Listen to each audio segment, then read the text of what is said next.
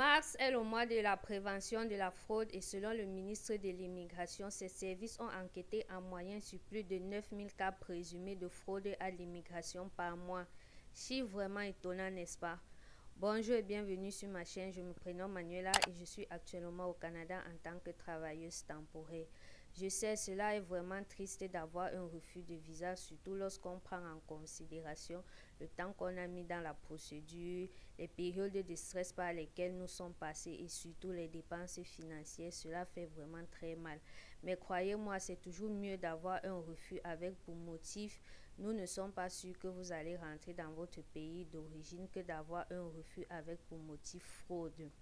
Lorsque vous avez un refus avec tout autre motif que celui de la fraude, vous avez la possibilité de contester, c'est-à-dire de faire une requête ou alors de faire une nouvelle demande du même type de visa ou alors d'autres types de visas.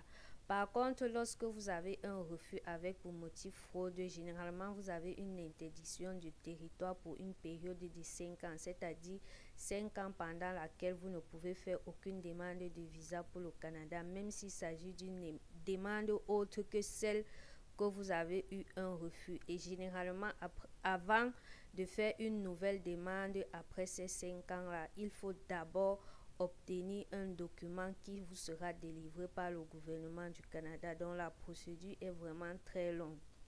Les chiffres que je vais lire avec vous dans la suite de la vidéo sont tirés d'un article qui a été partagé par Radio-Canada le 3 mars 2025 et je partage cela avec vous parce que généralement on a tendance à vulgariser les réussites et à minimiser les échecs. En même temps, c'est tout à fait normal. Qui va venir se vanter sur les réseaux sociaux qu'il a un refus de visa? Mais je veux que vous preniez conscience que les cas de demande sont vraiment traités minutieusement. Donc je veux que dans vos demandes de visa vous fassiez très attention et vous allez le constater dans la suite de la lecture que tout le monde est concerné, que vous soyez sur le territoire canadien ou que vous soyez à l'extérieur. Tant que vous n'êtes pas encore arrivé à la citoyenneté canadienne, vous n'êtes pas à l'abri. Bon, j'ai retiré certains petits extraits que je vais vous lire. Extraits que j'ai divisés en deux parties. La première partie concerne vraiment les fraudes en immigration et la deuxième partie concerne l'augmentation du taux de faux consultants en immigration. Lisons donc la première partie.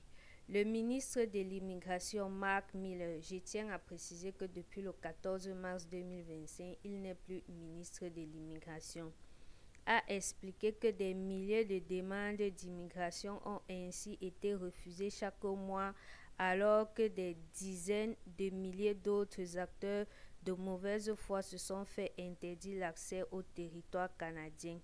Le ministre affirme que ses services ont enquêté en moyenne sur plus de 9000 cas présumés de fraude à l'immigration par mois en 2024. La fraude ne se limite pas aux escroqueries, a expliqué le ministre Miller en rappelant que fournir de fausses informations ou présenter de faux documents dans le cadre d'une demande d'immigration ou de citoyenneté constitue des gestes illégaux et punissables par la loi. Les rejets de visas augmentent. Les agents frontaliers refusent désormais 3727 voyageurs par mois, soit une augmentation de 20% par rapport à 2023. Juillet 2024 a connu des refus records. 5853 voyageurs se sont vus refuser l'entrée, le chiffre mensuel le plus élevé depuis janvier 2019. Passons à la deuxième partie. Selon le barreau de Montréal qui avait lancé une campagne de prévention de la fraude en immigration en février 2024, la part des signalements reçus concernant des faux avocats en immigration a triplé entre 2018 et 2022. De tels cas représentaient 13% de toutes les plaintes en 2018, mais ils ont grimpé en flèche pour atteindre 39% en 2022.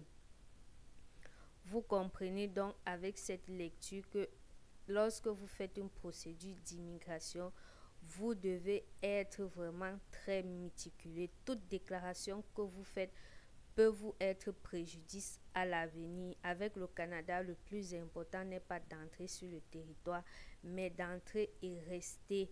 C'est ça vraiment qui doit être votre priorité.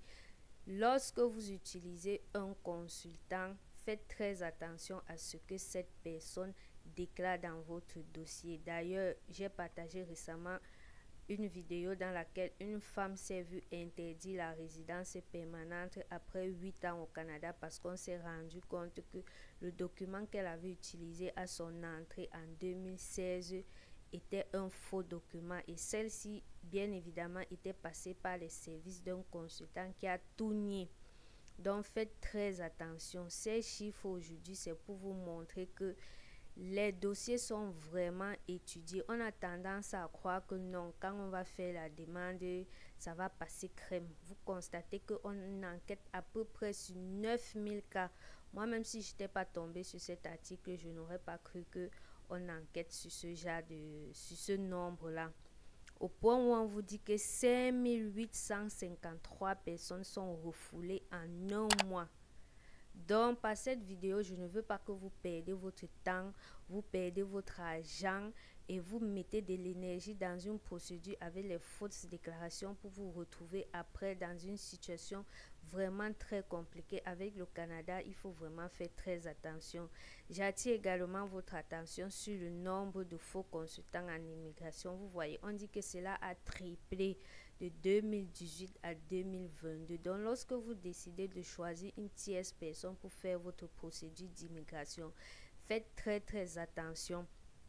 Vous devez vous rassurer que la personne que vous choisissez a vraiment les accréditations et les connaissances pour faire votre procédure d'immigration. Sinon, vous risquez de vous retrouver dans les problèmes. Votre dossier peut passer sous les radars. Vous êtes chanceux, vous entrez sur le territoire canadien. Mais si vous entrez avec un statut temporaire et que dans votre procédure, il y avait certains éléments flous et que votre objectif est de rester au Canada après, donc c'est-à-dire passer à la résidence permanente et après à la citoyenneté, cela va vous rattraper, cela peut vous rattraper.